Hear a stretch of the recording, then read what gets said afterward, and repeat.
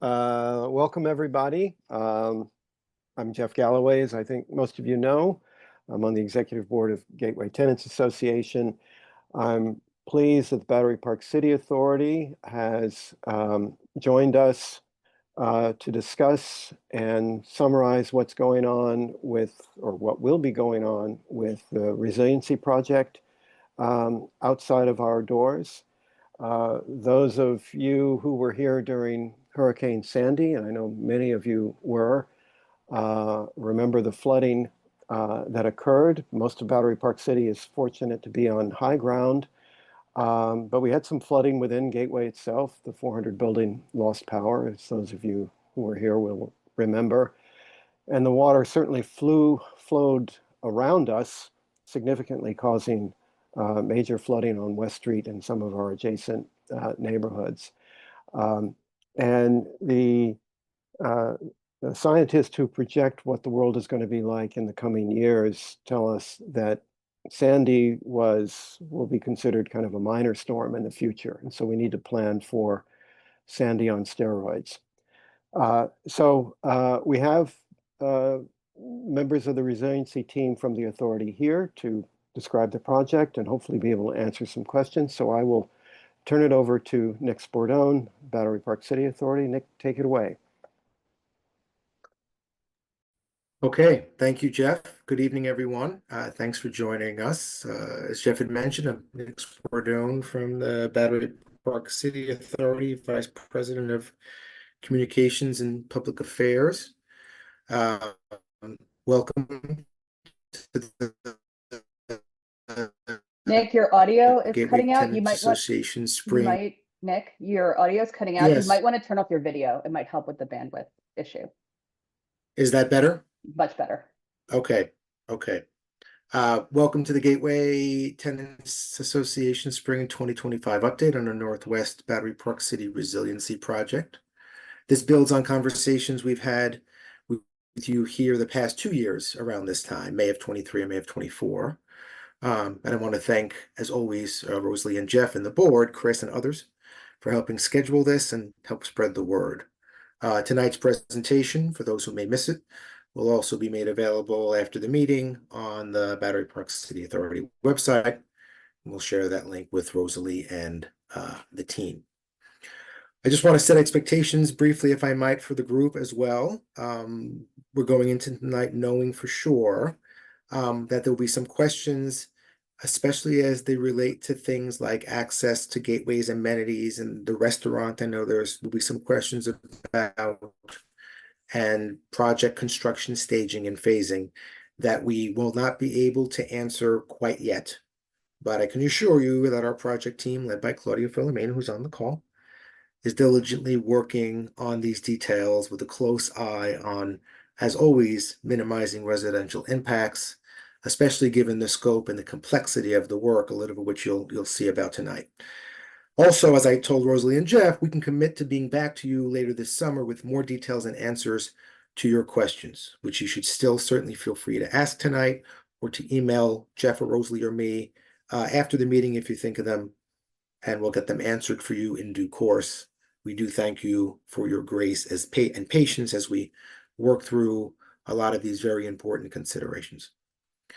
Nonetheless, as we engage this spring with buildings across the project, and especially those in the path of the project work, as we lead up to construction starting, we wanted to ensure the Gateway was, as always, part of those regular updates. And for those of you who are new to Battery Park City or to Gateway in particular, or if you could just use a good refresher on resiliency, we'll be presenting this evening a lot of good information about, as Jeff had alluded to, what the work is, why it's necessary, what the benefits are, some of the impacts to the neighborhood certainly, and the current time frame and timeline for what looks like what will happen and when, and what you'll start seeing as a result.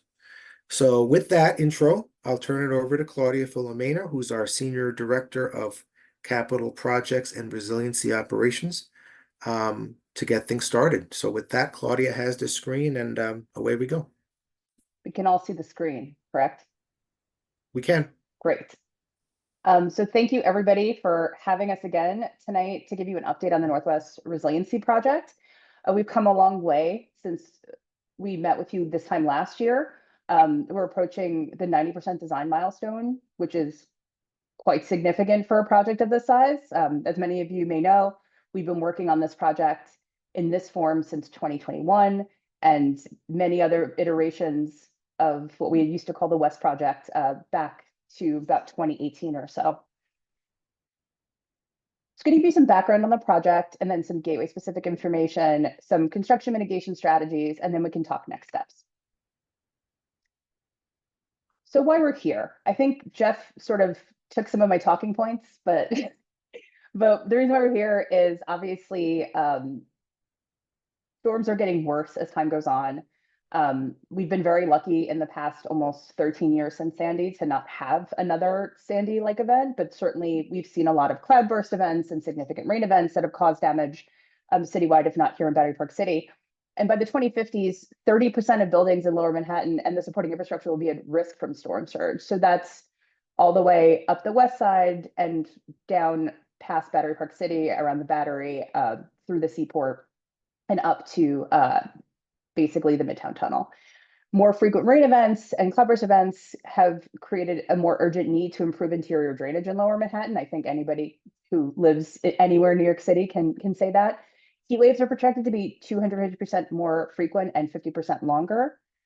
And our floodplain that we're working within hosts 120 buildings, 25,000 residents, 61,000 jobs, critical infrastructure, including tunnels, transit infrastructure, and obviously other significant utility infrastructure, as well as numerous cultural institutions. And we have responsibility as a partner in Lower Manhattan to do our part to protect the neighborhood and the areas adjacent.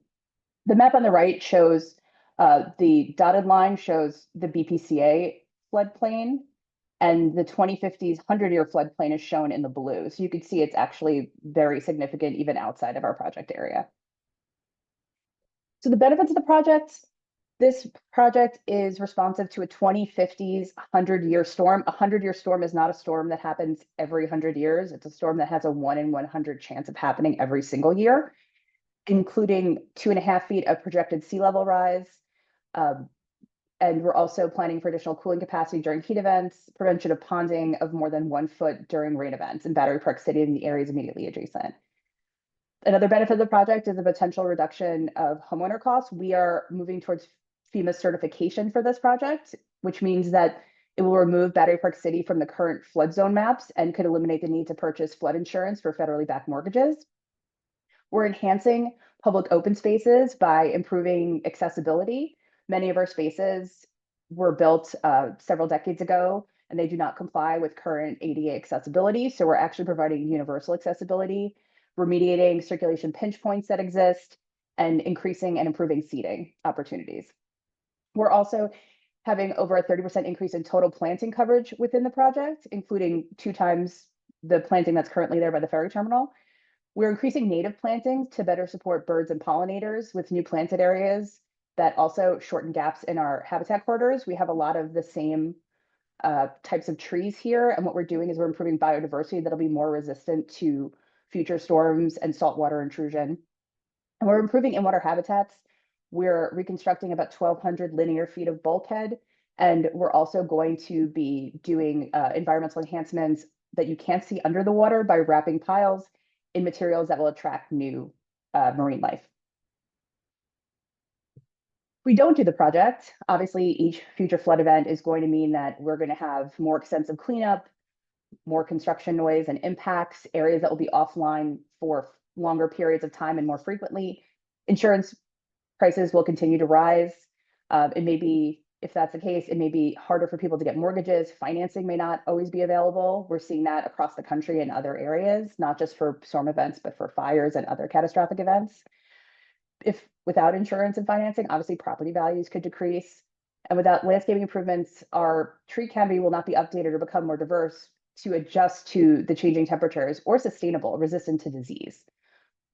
And due to climate change, the neighborhood just generally is more vulnerable to environmental stressors, drought, saturation, salinity.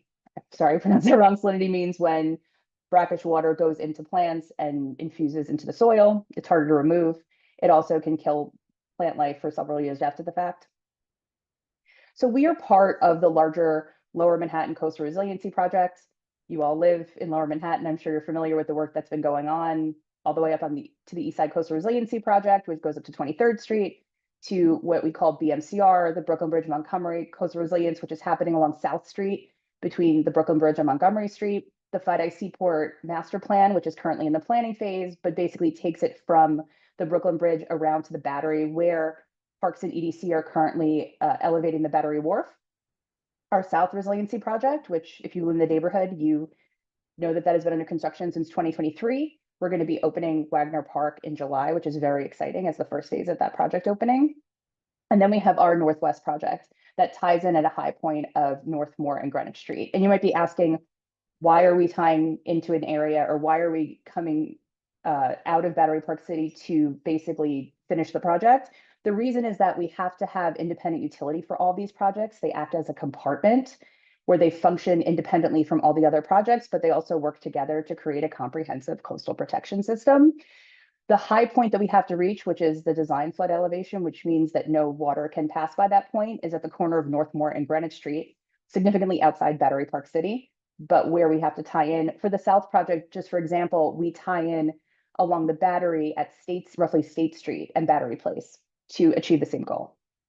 As I mentioned, our South Battery Park City Resilience Project has been well underway. Wagner Park is going to be opening this summer, and the pavilion, classroom, and the pavilion itself, the classroom and restaurant, Peary Plaza and the Battery are going to be opening later this year. And some things we learned from that project that we're carrying over here are continued engagement with stakeholders. We want to meet with people early and often and frequently to make sure that we're answering questions, that we're clearly communicating what's going on, what's happening, what's accessible, what's not accessible. We want to also have a community construction liaison on the project. We do have one for this project already, so that there is a human that people can speak to if they have general questions as they're walking through the neighborhood. And we want to make sure we're logging complaints and making sure that we're keeping everyone on the project accountable, including our contractors and their subcontractors, and make sure that we're minimizing nighttime work. We're making frequent updates about the construction work and changes to the construction work. And we're providing information about schedule and closures on an ongoing, regular, and clearly understandable basis. So in terms of engagement, we've had 7 large public meetings since we started this project. We've had 7 site walks where we take community members across the project and talk about the elements of the project. We're going to be doing some of those in the fall as well. We've been to CB1 6 times, possibly more times than that, between the BPC committee and EPC to talk about the project. We had some specific workshops. We're doing these meetings, and we've had a lot of other smaller meetings with stakeholders, large and small, across the project. All those meeting materials are available on our website, so I won't sort of bore you with this piece, but we have all those materials available. We have a big team working on this project. We have the client team, which is Battery Park City's team, where we have environmental consultants, permit experts, and also technical advisors on our team. And then we have the Turner EE Cruise design build team, who have been, just as it says, designing and will eventually construct the project. This is a bit different than other projects where you design a project, you put it out to bid, and then you bring on a contractor. From the inception of the project, we have had the design team and the contractor on board in order to deliver this project faster and more smoothly, with integration from all disciplines. For our construction objectives, I think I touched on this a bit, but we want to limit disruption and complete the project as quickly as possible. We want to avoid delay or further delay in providing this level of flood protection, shorten the duration of construction impacts to the community, because we know that this is a huge project and one that probably has not been undertaken here since the neighborhood was first constructed. And we're significantly, obviously, more populated now when that happened. We want to contain project starts by avoiding escalation by dragging the project out more years than it needs to be. We want to sequence the construction to accelerate the protection of the highest risk areas, but also have continuous stretches that can be reopened sooner rather than later. The duration of the project is 5 years, but every area is not closed for that period of time. And we want to make sure that we can phase opening so people can have access to the open spaces that they love and use every single day. We obviously wanted to start this construction after Wagner Park is open. During construction, the Rockefeller Lawn will also remain open. So there will be significant open space within Battery Park City as well as outside. We want to provide new, meaningful open spaces throughout construction. We are undertaking, and we went to the Battery Park City Committee, I believe it was a few weeks ago, to talk about a master planning effort that we're undertaking and that we'll be probably bringing out to the community soon. It's in the scoping phase to look at opportunities for smaller open spaces, shared streets, small parks, things like that in the neighborhood that will help to, obviously not solve completely for the fact that some open space are closes, but will actually provide additional open space for people. Obviously, we also want to communicate consistently throughout construction so people understand what's going on, when it's going on, and what they can anticipate for the weeks ahead. So let's get to Gateway specific. That was sort of the front end, but we'll get into the building specifics. So this is a location of the project within the future floodplain. As you can see, I think Jeff talked about this, the building is a bit surrounded by water. You have a unique built condition at Gateway Building. It cantilevers over the platform. The Esplanade is a pile supported platform. There are some areas that are landfill and some that are completely pile supported. The building cantilevers to the edge of the platform. So the Esplanade area floods, and there is some interior flooding. We're also working to address that as part of this project. What we want to make sure we're doing, not just putting up a flood protection system, but also addressing backdoor flooding, which is water will go where water wants to go. And so making sure that we're addressing all those areas where we might have ponding. And at the Gateway Building, that is one of those locations. This is the alignment. It runs from First Place and just south of the South Cove Plaza building. It runs basically along the existing privacy walls throughout the South Esplanade section of the project, and comes around. This is at Kowski Plaza, so it's at the upper level of Kowski Plaza. We cross Liberty Street. We come around Pump House Park. We're at the back end of Brookfield Place. It's closer to the buildings and where the terraces are today. We did look at an outboard option that would put the alignment here at the seawall of the project, but it was significantly higher. It was about, I believe it was something about 18 feet. And it would have been a significant visual obstruction. We curve around 300 VC by the ferry terminal. We're basically sort of hugging the outside of 300 VC Street. We are following the line of the terrace area above the lily pond, which is remaining, and following the existing wall along Rockefeller Park. Where the Hurricane Maria Memorial is at the terminus of Chambers Street, this is a high point where we actually don't need to have a flood protection system in place. So we continue that along Tribeca Point. We are elevating and extending our North Esplanade 6 feet to create more pedestrian circulation, but also to bring it up to a level where it's basically going to come even to the doors of Stuyvesant High School. And then we're crossing Route 9A with a swing gate running along the side of BMCC, and then turning east on North Moore Street, where we tie in at that location on North Moore and Greenwich that I discussed earlier. As we get to the end of the project here, the flood protection system is only about 3.5 feet tall. It's actually quite low. Okay, so this is the proposed plan for the South Esplanade. Looking at the design flood elevation is basically the elevation you have to reach before, where you will no longer have potential overtopping from wave action. So basically the design flood elevation along the Gateway buildings you see on the right, it's approximately basically 10 feet. And on the south side, it's approximately 8 feet or so. The grade generally along the Esplanade, which means that the level of the paving is between 11.5 and 12 feet, just to give you a sense. It's about 8 feet above grade north to south and 4 feet at the Esplanade. And the 4 feet will show you the exact location where we're talking about, but it's in front of the Metze restaurant. So this is an aerial axon view of what this looks like. So as you can see, we're keeping the waterfront part of the Esplanade intact. Nothing is changing there as part of this design. What we're doing is we're creating, similar to what we have today, we're creating an upper path. This path is more meandering in nature than the current one is. And this will start at Esplanade Plaza and then go all the way down South Esplanade to the Regatta. At the end of the street ends too, we heard a lot of that people wanted more seating. We have a lot of waterfront. We have benches at the waterfront, but also having more seating areas. So at these street ends here, at Rector, at West Thames, we actually have, and here at Albany Street too, we have these seating nooks, we call them. They're basically seating areas that face the water that allow for basically respite for people within these busier areas of the Esplanade.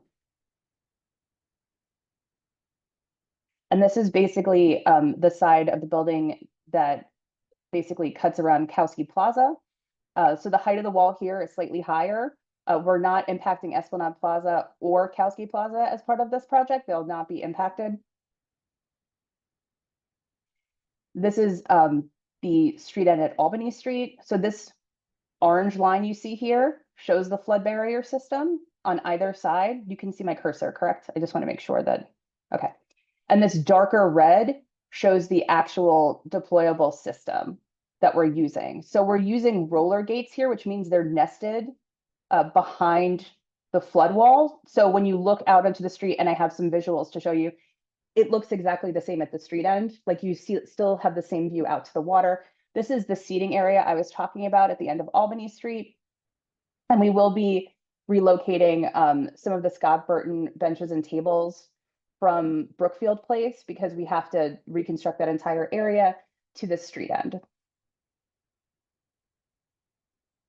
This is Esplanade Plaza and the volleyball court. As I said, this remains the same.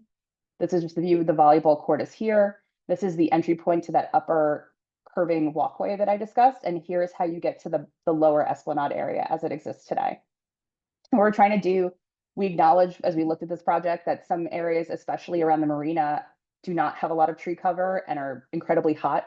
So we're trying to increase the amount of trees and plantings. Also, I would note that we are looking, and as we're going into sort of the finalizing design phase of this project, we are looking too at the types of trees we can plant. We've heard a lot about people wanting to have larger trees planted at first. Obviously, we have a significantly older tree canopy in the neighborhood. We can't replicate that, but what we want to do and what we're doing on the South project is we're getting larger trees to start. So some, might be the smaller street trees you could be used to seeing, but some will actually be quite bigger and have a bigger canopy starting off so that in 5 years, as opposed to 30 years or 10 years, you'll see more tree cover than you would otherwise. So this is where I was talking about the cantilever over the platform. So the platform runs right here where my cursor is. So as you can see, the building sort of loops over that. What we did here in early engagements, and we heard, I believe this was also last year at this meeting, about how we preserve the views from the restaurant out to the water, because obviously that is a big selling point of the restaurant. Also the dining terraces that are outside the building as well. Our team took that to heart and spent a lot of time thinking about how we would actually address that. This is the existing forest path. Here's the upper and lower Esplanade. This is the upper Esplanade, as you can see. This is the flood barrier system. Basically, the design flood elevation is 19.5 here, but the wall is 8.5 feet. And we were able to make that shorter. This top has a bit of a lip that's called a recurve. And what that does, that stops wave overtopping, and it allows us to make the wall slightly lower than it would have been otherwise. This is the end of Albany Street. This is what Albany Street will look like. So as I said, behind this wall is where we nest the rolling gate that will be closed in a storm event. I actually have some visuals as to what that would look like. This is the seating area that I mentioned earlier, where it's sort of built, it's sort of tucked in and doesn't change your view out to the Hudson. It just creates another little opportunity for people to sit. So this is the view towards Metze. So this is the dining terrace here. We're using a swing gate here. As you can see, it's nested right up against the wall. Along the restaurant, we're using slide up gates, which means the wall is like essentially half height. So it's basically a typical masonry wall, half height, and then you have metal, I'm gonna have to use my hands for this one, but you have metal sort of guards that pull up and lock it to the top of this wall right here, so that at least you maintain views out. We're also doing something similar at the Regatta building as well, because they have those southward looking views over South Cove. So this is what it looks like in a closed condition. So as you can see, as I said, these are those slide up gates right here where my cursor is. This is that swing gate that is closed in the event of a storm. This is a view from inside the restaurant. As you can see out through the windows, and you have this opportunity for planting in this area between the building front and the actual flood protection system. Oops, sorry, went the wrong way. So this would be in the closed condition. I would hope people would necessarily be eating in the middle of a storm, but it's just illustrative for these purposes. Another thing that we're doing here in front of this building in particular, let's go back to the building view for a second. So here, we would have had to make this wall significantly higher, but because of the unique condition that exists where we cantilever over the platform, we're actually going to be elevating the esplanade here several feet so that we can keep the wall height lower. So that is a significant piece of construction that's going to be happening. It's going to be happening on the water side, but that will be work that's happening in front of Gateway.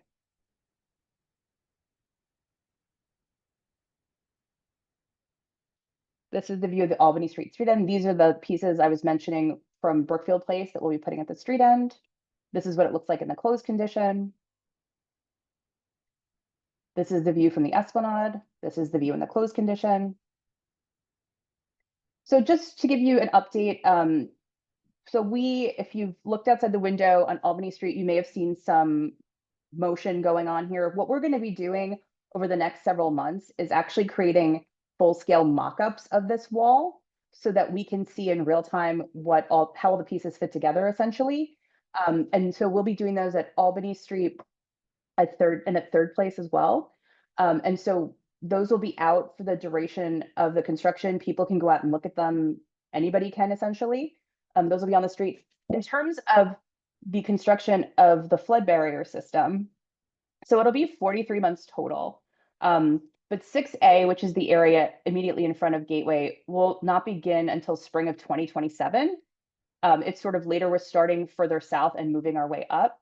And 5E, which is the section by Kowski and Esplanade Plaza, will begin in fall of 2028. So the 6A phase will be 35 months, which is just less than 3 years. And this phase 5E will be approximately 25 months or just over 2 years. And just because we get a lot of questions about it, we wanted to just be able to show this diagram to you all. On the left, oh, sorry, I clicked too fast. So on the left, this is the existing plan with the trees in place. These are the trees that we have to remove because of the construction of the flood barrier system. And you'll see, Nick said we will share this afterwards, so you can see this a little bit better than you probably can on the screen.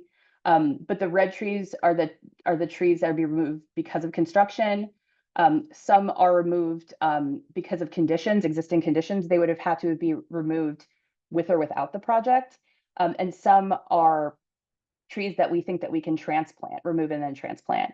And then on the right, we have the new tree planting plan for the project, which you can see these are trees here, and these are trees in this area between the upper and lower Esplanade areas. So the mock-ups, just a little bit more about this. So we are going to be having them third place at the street end at South End Avenue, and here at Albany, the work is going to be from May, which is essentially over at this point, but they've started to do some mobilization through the end of August. And it'll have an 8-foot high perimeter fence. There's going to be some minor hand excavation, installation of formwork for the flood wall, and pouring the wall mock-up sections. As I mentioned, these are going to be fairly tall. So you will be able to see them as a pedestrian on the street. And we do have more details about them on our website through this link. This on the right is just sort of the phasing plan and what it'll look like. Obviously, we're making sure that we are protecting anything that is close to the building and making sure that we're not, in any way impacting pedestrian flow in this area either. Claudia, for the benefit of the group, I threw in the posting on our website in the chat. So people can click on that and see it. Oh, great. Okay. Yeah, and then the other item is just as you can see on the very helpful diagram that Claudia has up there, these mock-ups will be inside existing planting beds. So it's not going to be kind of in the middle of your life. It's going to be there, but it's in places that are already not traversed publicly. You'll be able to see them, but they're not going to block your access to and from the Esplanade. That will be maintained over the course of the work. And then once the walls are constructed and the construction equipment clears out, the walls will just exist in what are already existing planting beds. Thanks, Dick. So let's talk mitigation strategies. So obviously, this is not a small project. We've already talked about that. So we're looking at how do we address noise, which is always a part of construction. A significant amount of the noise is going to be demolition and jackhammering. And so we are working to make sure that exterior noise levels remain within the allowable codes by the Department of Buildings and DEP. And construction, we're looking at a bunch of construction noise measures that are beyond those requirements. We are using drilled shaft or piles or vibratory driven sheeting instead of impact pile driving, because impact pile driving is a significantly loud exercise. We're limiting the use of the most noise extensive equipment. We're only using it where we have to. We're looking to use electric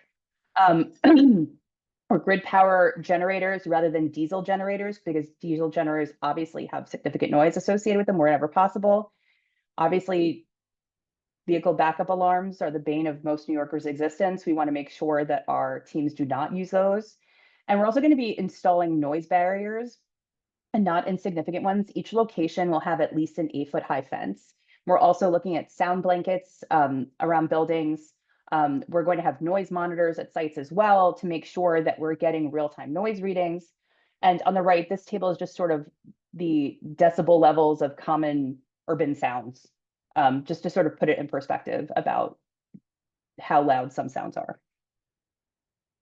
For vibration, there may be some vibration if we're doing some jackhammering work or significant work near the building. That's only for limited periods of time. We're not expected to exceed vibration levels that are set by DOB or LPC. We can provide this, what PPV actually means, but this is basically a standard set by DOB and landmarks, and we're following those guidelines. For hazmat, this is obviously a big concern for people. We have a remedial action plan that has been approved by New York City DEP and that we have signed an agreement that we are going to be following. It's required of the majority of projects. We also have a construction health and safety plan. The RAP, as we call it, the remedial action plan, includes a community air monitoring plan, which will also require us to post monthly community air monitoring reports that will be available on our website. We do the same thing for the South project. We will have real-time alerts for air monitoring. So if air quality limits are exceeded, basically you find out right away. And air monitors are going to be installed around all the sites during construction. And for dust suppression, because this has also been a concern, we're going to be doing spraying, covering exposed area with secured tarps, and also taking extra precautions in dry and windy conditions, of which we have many, especially given the location of the project. You may have seen some of these air monitors around. We've had them when we were doing the test pile work. We did one at South End Avenue, and we did one at Belvedere Plaza, and we had these noise monitors and air monitors around those locations. The open space during construction, there will be a lot of areas that will be open while the Esplanade areas are closed. This is just an illustrative map of some of those. And obviously, like I said, we're going to be looking at other opportunities to create smaller parks, smaller green areas that we can possibly utilize and provide programming to community members. So next steps. I think I've said it, but we want to continue to inform the community about ongoing plans and troubleshoot real items of concern. Even after this meeting, like Nick said, you have concerns, please reach out to us and we'll work to address them. Obviously, like I talked about us enhancing public open space. Our community construction liaison's name is Michael Ryan. He might be on the call right now, but he's going to be sort of the man on the street in terms of being the day-to-day go-to, but obviously also here at the authority, we are here to take questions and comments and your feedback. As Nick mentioned, the next gateway specific touch point will be this summer as we iron out some of these other details related to construction staging and phasing, access to amenities, et cetera. And we're planning a community meeting in this fall just to give people an update as we're moving into this construction period. People know what to expect, what's going on. Michael is on the call. But to know what's going on, to know what to expect, to know if anything has changed, and so that we can have everybody as prepared as we possibly can be to start this project. I'm done with talking. I'm happy to take questions, but that is the presentation. And thank you for the time.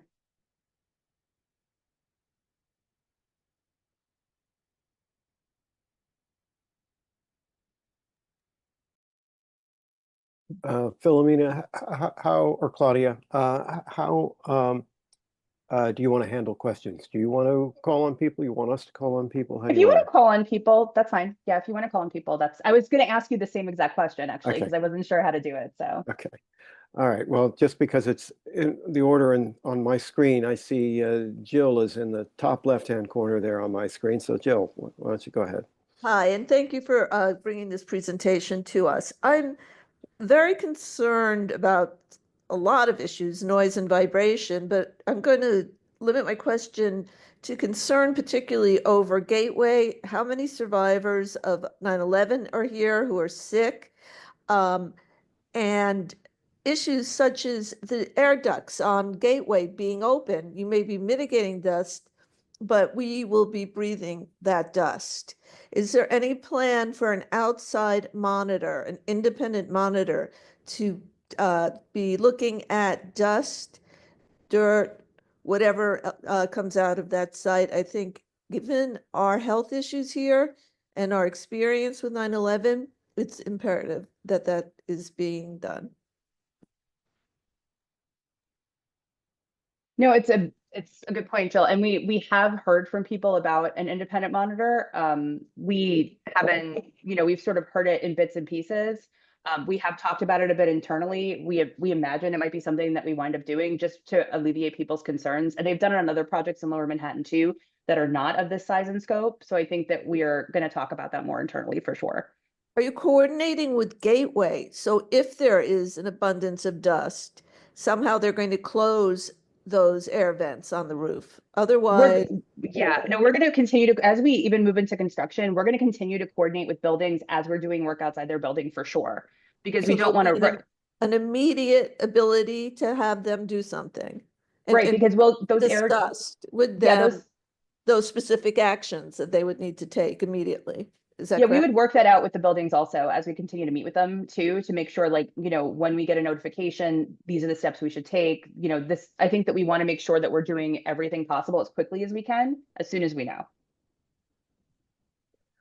Lou, you're next in my upper left-hand corner.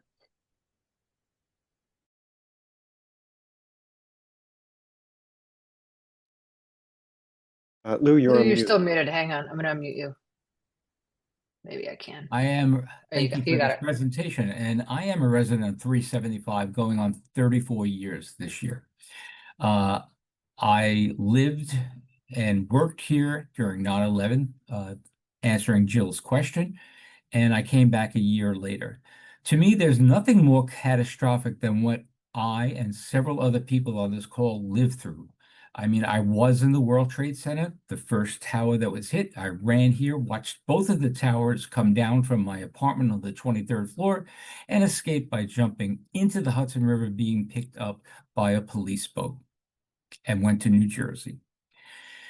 This plan, this 100-year plan, to me is a lot of baloney, because we've lived the last 10 years very safe.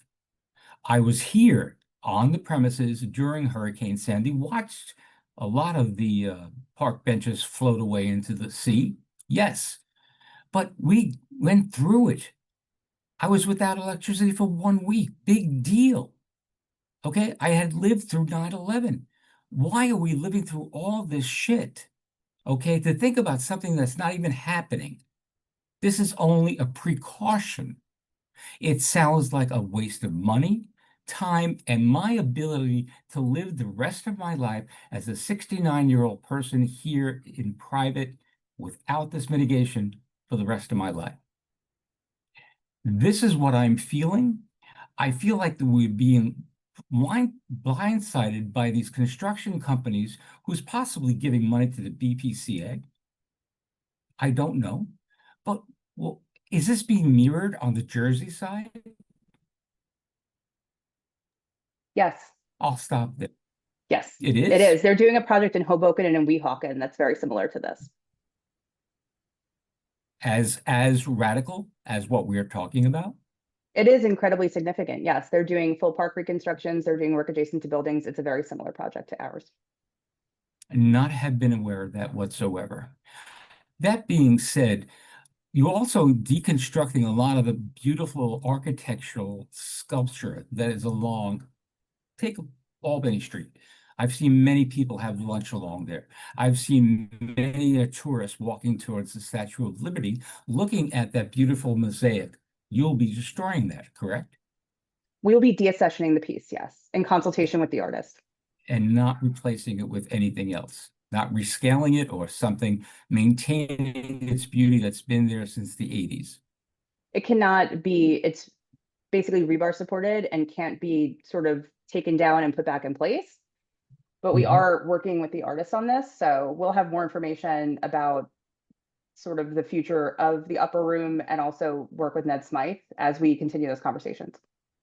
My last comment, and I mean this, is that I go through the Midtown Tunnel quite often in Battery Tunnel, and I see these huge iron gates that have been installed there at a huge cost that I look at and say, how the hell are they going to be moved within an hour or two of a flood surge? It seems wasteful to me. The same thing exists for me watching what you're going to build and rollable walls. Is this something that we're looking at as the worst case scenario instead of saying, you know, I believe words have power? It's like carrying an umbrella today, thinking it was going to rain and never using it. I don't think this is the good. worst case scenario. I think it's actually something that's more like we've been very lucky and it has not happened, but areas outside of Battery Park City during Sandy were devastated. And that's not to say that in the next storm, this area won't be impacted. I understand I completely respect your feelings on this, just given the fact that it is disruptive and it's outside your window. And certainly residents in this neighborhood have been through lots of things. But I don't see this as the worst case scenario. I see this as almost a what if situation, or when does this happen? And it's not 100-year scenario. It's the 100-year storm. It has a 1 in 100 chance of happening each year. Again, that doesn't sound like, oh, it's not, it's 1 in 100 chance, but we're seeing more and more frequently that this is happening. And again, I think we've been lucky, but again, I respect your opinion and it just seems like every August to the end of the year, we hear of North Carolina being hit and Georgia being hit, the Jersey Shore being hit. Why are we spending billions of dollars on the worst case scenario? We got through it when this building was flooded and we had no electricity for over a week. And, I know the tunnels there were 2 losses of lives, but the tunnels we lost property and cars. But in terms of Gateway itself, I lived through it. How many of you other people can live through that if you were here in 2015? How many people have lived, as Jill asked, through 2001? Why do we need to spend all our taxpayer money for this, ruin the beauty of BPC that's been here since the 80s? For what?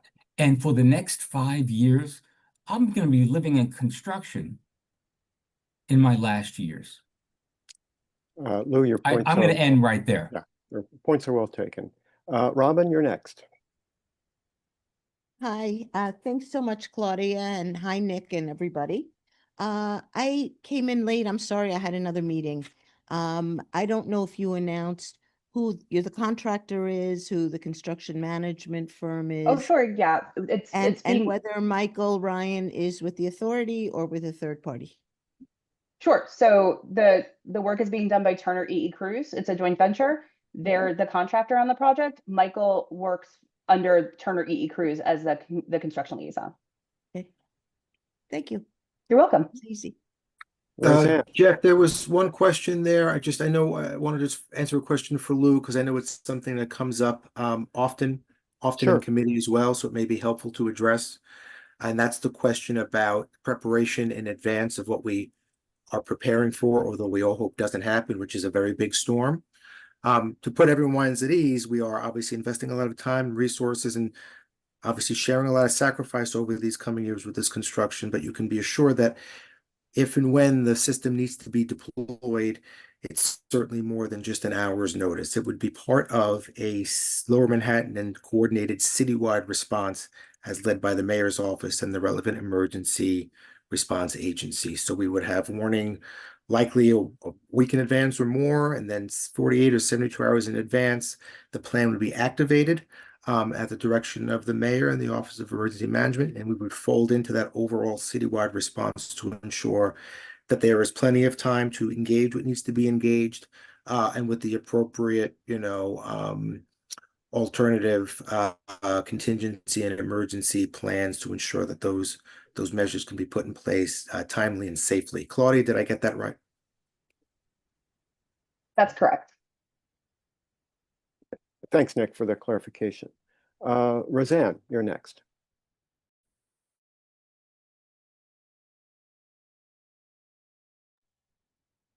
Roseanne, I don't have a last name, but I just see Roseanne 510-2023. You have your hand up. Go ahead.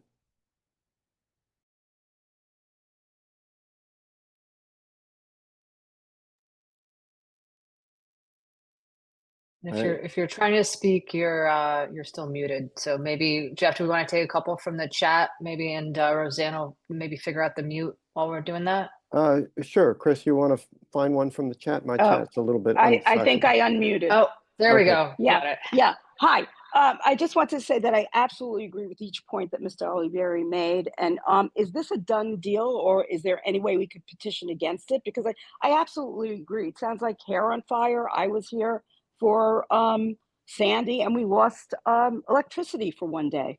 And I'm in the 375 building. And I mean, I would rather lose electricity for a couple of days than be exposed to the dust and the dirt and the noise that we're going to be experiencing. And not only that, losing the beauty that we have in this neighborhood. We've been through enough. I don't think we need this. And is there any way to petition against it?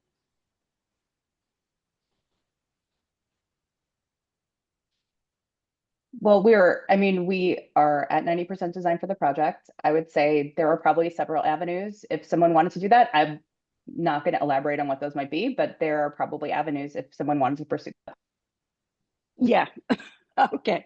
Thank you so much.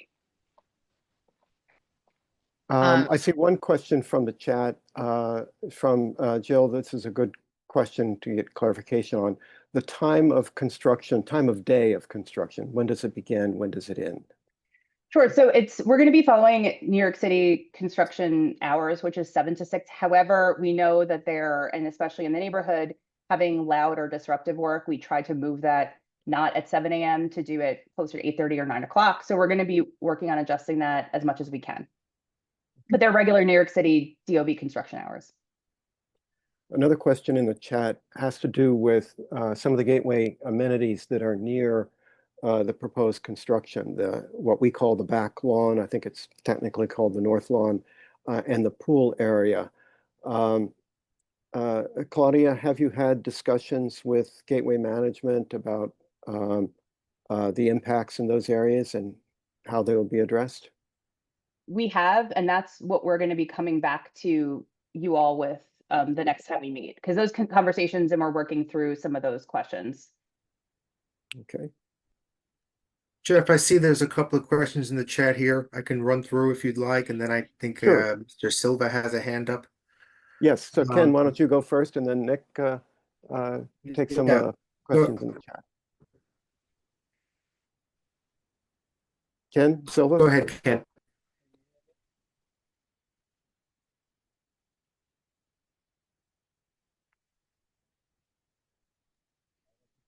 You're on mute, Ken. He's not, but we can hear him.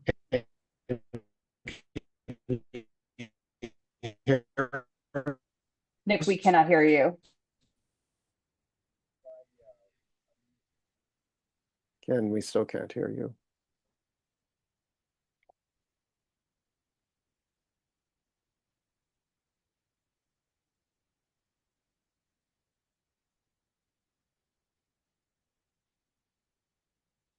I'll start with some of the questions in the chat that I can see.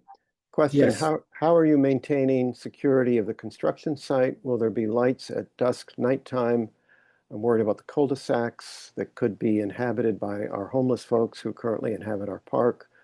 Will you have heightened security for children walking to and from school? Will Southend Avenue be changed at all to become more pedestrian friendly while construction on the Esplanade occurs? Finally, what parts of the Esplanade will be totally blocked to pedestrian traffic?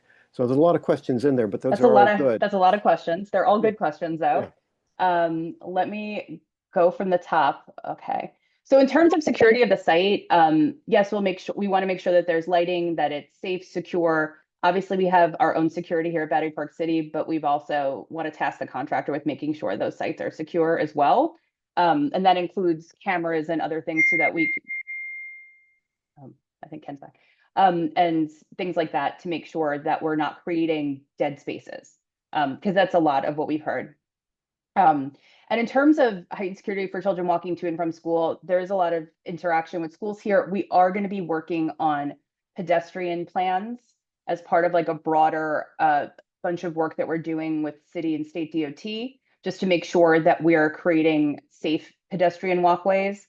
In terms of creating a more pedestrian friendly area like along South End, I know that this is part of this master planning exercise. They're looking at opportunities to create more either, sort of these streets that you don't see them a lot in Manhattan, but you see them a lot in other boroughs where they close during school hours. So it's like basically it's like an open street, what DOT calls an open street, where there's no vehicles, but there's just pedestrians. So I think we're going to be looking at potential opportunities for open streets too, so that people have a safe place to walk.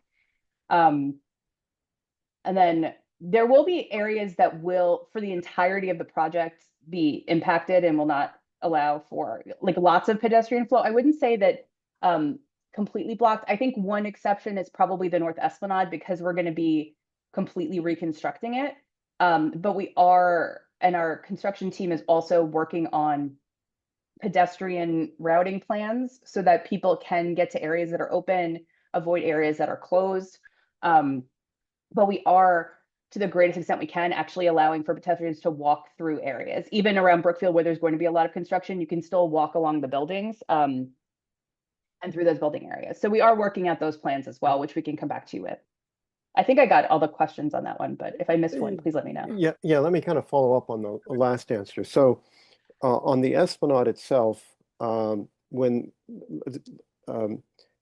I know we've been focusing on Gateway, but the flood wall will extend all along the Esplanade from Yes. Gateway down to Regatta. As sections of the Esplanade are being worked on, let's say down by the Regatta and so forth, the wall is on the upper level near the buildings. Will the entire Esplanade be blocked off to pedestrian traffic? Will there, as opposed to allowing traffic on the, close to the water? What's your contemplation there? And then I'll ask the same question about Gateway, which I know is a different construction project. Right. So yeah, I would say that, like, to the greatest extent that it's safe, we want to create pedestrian areas for people and even adjacent to the construction areas. But it's a question of, we don't have a lot of space and lots of areas to work, which is sort of the challenge too, is that we're very constrained along a lot of the South Esplanade. So there may not be opportunities to have people walking right next to parts of the construction area. I think that's part of this broader work we're doing right now on construction phasing and staging across the project, just because we have to maintain existing access to whether they're commercial spaces or residential entrances as is, and then there's all these other things to consider at the same time. So I would say that that's a work in progress. Okay. Around Gateway, because we're doing that platform reconstruction immediately in front of the building, that's going to create a different set of challenges, obviously, because that area is going to have to be pretty secure. I think there will be, some opportunity, because even the work happening in the marina is phased. It's not, sort of a full shutdown area, but it will be a phased closing. So there will be times where you have sort of an area might have some unfettered access, and then we have to create like a pedestrian chute area. Again, the logistics for these things are pretty complicated, and I give our team a lot of credit for working on them, but it's been a work in progress for quite some time to make sure we're trying to not create confusion for pedestrians too, not only for people who live here, but somebody who works in the neighborhood who's walking around and like used to be able to go some way and then tomorrow you can't go that way, like making sure it's pretty clear and that we have like a good wayfinding program in place so that people know where they can go and what areas are closed and things like that. There's a related question in the chat that's sort of specific to the Riverside entrances of Gateway.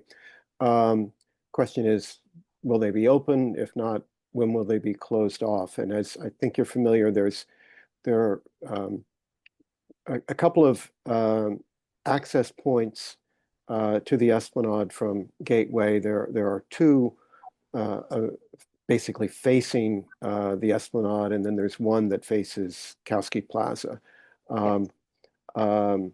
It sounds like, based on your description, it would be hard to have them open during the construction, but is that the case for the full 3 years of the construction out there? I would defer, like that is something that we're working through with the building management also. Like that's the conversation that's ongoing. So I think we'll have more for that probably the next time that we meet, just because we're still trying to work through those exact questions, right? Like, can it be done in a way where you're not closing all the entrances? You know, this one is closed for a period of time and then you move up, like you move the work up. So we're trying to work out the actual logistics of that and whether or not it's feasible. Okay. Sorry, I don't have more on that, but that's been something that we've been going back and forth about for a while. I see, Lou, you have your hand back up again. You have a question?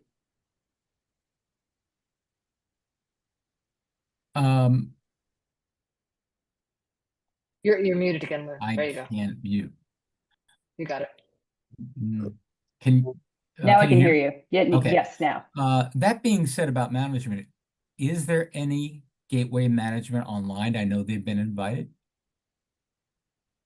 Because it seems to me that it's two different entities. We hear from you and then hear from them, but we hardly hear from them. So why aren't they working in conjunction with you so that some of the answers can come directly from GPT, from Gateway Management, which is left rack? We I are don't working think with Claudia is LeftRack. going to be able to answer that too Yeah, I much mean, for you though, Lou. we're working with LeftRack and we'll continue to work with them. And why are they not present here? I guess that's a question to ask Gateway Management. I think we're invited. Well, I can't get the Ah. ear. You can, Claudia, or maybe your organization and BPCA can. Yeah, Lou, I would note that's Nick Spordone. I'm sorry, I put my video off because I was having some audio issues before, so forgive me. I would say, as Claudia had alluded to, that the landlord LeFrak is I don't want to speak on behalf of them, but I know that from kind of our interactions, the landlord is mindful, as we are, of the impacts of this work and the impacts it'll have on you. Accordingly, we are reviewing the current plans for Gateway, some of the specifics we don't yet have for you tonight, but that we commit to be back to you on. We're reviewing some of the plans specific to this work to account for some of the recent feedback from the FRAC. So I can assure you that they are engaged and we'll continue to work with them. I don't know about their attendance tonight, but they are aware of the work and the plans. One last question. I won't ask another one tonight. Can you please invite them in the summer conversation to partake and make sure they are a big part of this so we can get some answers? We live in their building. That's all. Okay, thanks, Lou. I know Nick and Claudia, you all had the hour set aside for this. There are there was quite a number of additional questions in the chat. I want to ask one or two more, and then to the extent we can't get to all of them, I'd like to see if we can get answers, in due course from you all that we can share or collectively can share with the Gateway residents. Yes, Jeff, of course. Okay. Yeah, and Thanks, Nick. I think we can download the chat actually. So we can actually get those, like whatever questions we can't answer, I think there's a way that we can actually download the chat so we can get the Okay. questions out of there too, but. Okay. Yeah. One of the It's helpful. questions. I'm literally pasting them into an email too, so we have a Good. we have a backup. But go ahead, Jeff. Okay, thanks, Nick. There have been a handful of questions regarding the marina, North Cove Marina work, Sure. which is, although it's not immediately adjacent to Gateway, it's very close. And obviously, we all traverse that area quite frequently. Can you just summarize the nature of the work that's going on there Sure. and the time frame? Sure. So the duration Yeah. of work at the marina area is for the entirety of the project, the entire duration of the project, 5 years. The reason why is that there is a lot of subsurface infrastructure underneath the marina, underneath the platform at the marina. And I'm not just saying that there's a lot, there actually is. There are cooling water intakes for the Brookfield complex. There's also the pump station for the World Trade Center campus. And most significantly, as it interacts with our project, there are the path tunnels, which run underneath 225 Liberty Street to the World Trade Center site, or the World Trade Center Transit Hub. So in order to, and the water, so underneath the platform, if you're walking on the Esplanade at the Waterfront Plaza in front of Brookfield Place, in front of the Winter Garden, it's a completely overwater platform. There's no landfill underneath. So it's open water from the edge of the marina all the way to West Street. So as a result of that, we have to basically create a structure that prevents intrusion into that waterway, and also that doesn't impact the path tunnels. So we have to build bridging structures, and I'm not an engineer, but we have materials on this that I'm happy to send after the meeting, where basically we have to build like this is the worst, but it's like this, that we place basically in the water over the bridge, over the path tunnels that have sluice gates that close during a storm event. And so because of that, it requires us to do lots of excavation and demolition of the platform areas adjacent to that to put these bridging structures in place. And we're basically putting them in place from basically the ground down. There's no other way to install them. Also, in building the flood barrier system, not outboard, but inboard closer to the buildings, we have to do a ton of excavation and reconstruction throughout that area.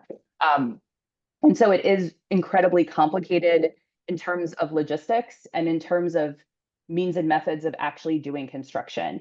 So that is the reason why it is taking basically that significant amount of time. And we do have additional materials that I'm happy to share. I would have brought some illustrative examples of that if I had known the I wish I had actually in preparation, because I feel like it's something that comes up frequently because it's a very long time. And certainly it's an area that is used by everybody, and it is disruptive, and it will be incredibly disruptive. Yes, when you revisit us later in the summer, I think having a little segment on that. Oh, sure. Yeah, we area can would be very definitely do helpful. that. And we can talk about the staging and phasing related to that also. Because we've worked really closely with Brookfield and also the Port Authority. I saw a question about the ferry terminal in the chat as well. The ferry is remaining in place.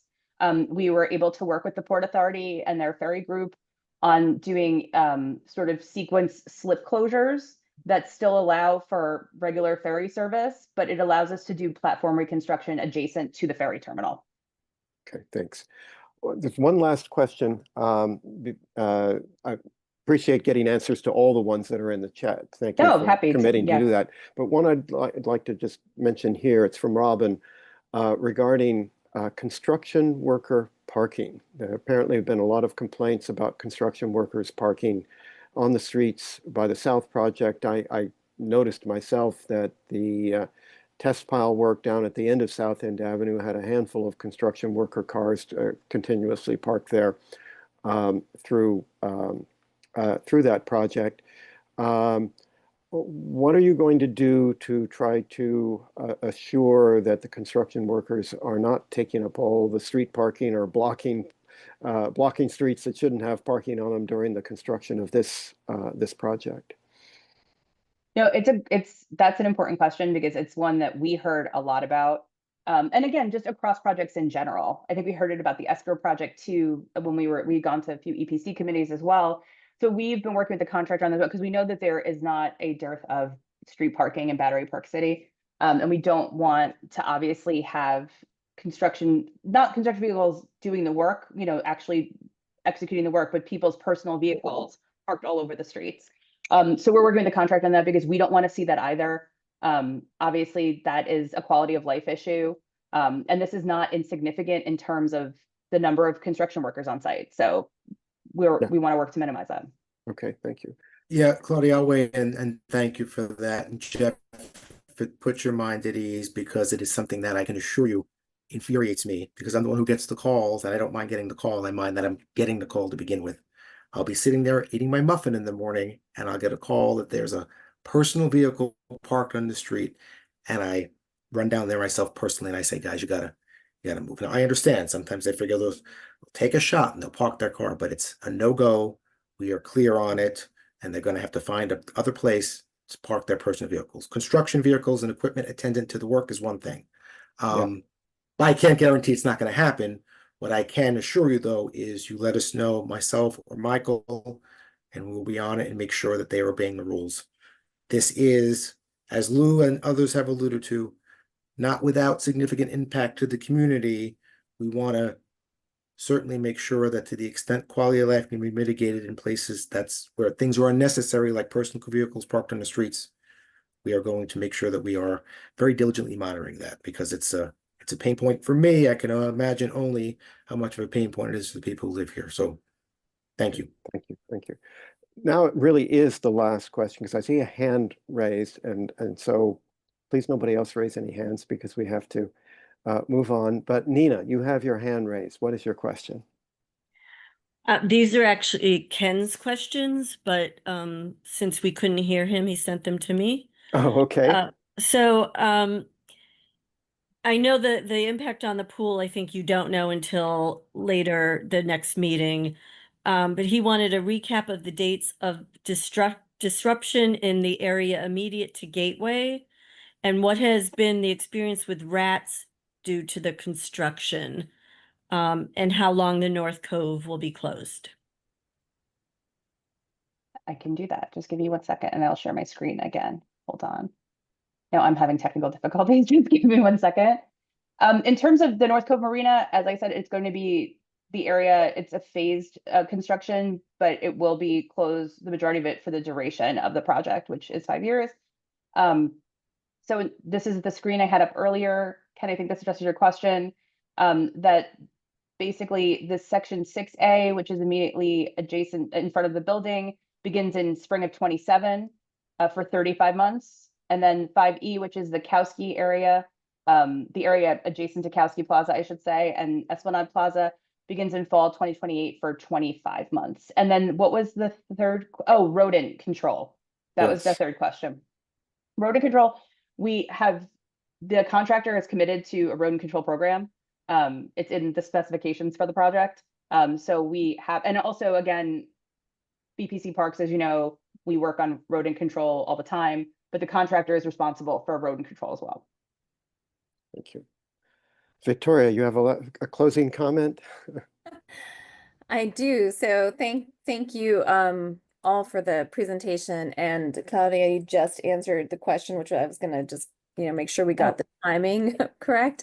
But since I have a moment, I did want to reiterate what Lou was saying. It would be appropriate, I think, for Gateway management to have representation at the next meeting so that we can ask them how they're gonna help us mitigate and walk through this whole situation. So we would appreciate the Battery Park City Authority requesting their presence as well. Good point. I agree with you, Victoria. Okay, thank you everyone for attending. Thank you to the Battery Park City Authority for presenting. This will be a disruptive project. I think it's an important one. And I think just even though we're going to be living in the middle of a very disruptive area, I think it suggests considerable foresight on the part of the authority to engage in these projects. As we know, they are occurring all over the city. We are lucky to have these fully funded, unlike some of the others. So please come back again. Please make sure that you've addressed all the questions that are in the chat. And I don't know, Nick or Claudia, you have any closing things you want to say? No, I would just like to thank you guys for hosting us. And again, like, I'm sure we may agree to disagree on benefits of the project, but we really want to work in earnest. And I'm not just saying that to make this as painless as it possibly can be. We know it's disruptive. We know it's a long project. Again, like I said, I think at the beginning, it's probably the biggest project the authority has undertaken since we built the neighborhood. And so we understand just how monumental that is. So we appreciate you listening to us and asking really good questions, and understand if you're frustrated, and we get it. And so we want to be responsive, and we want to make sure that we're providing as much information as we can, as frequently as we can. And if we can't get back to you at this meeting, we'll get back to you at the next meeting with your answers. So thank you very much for taking the time out.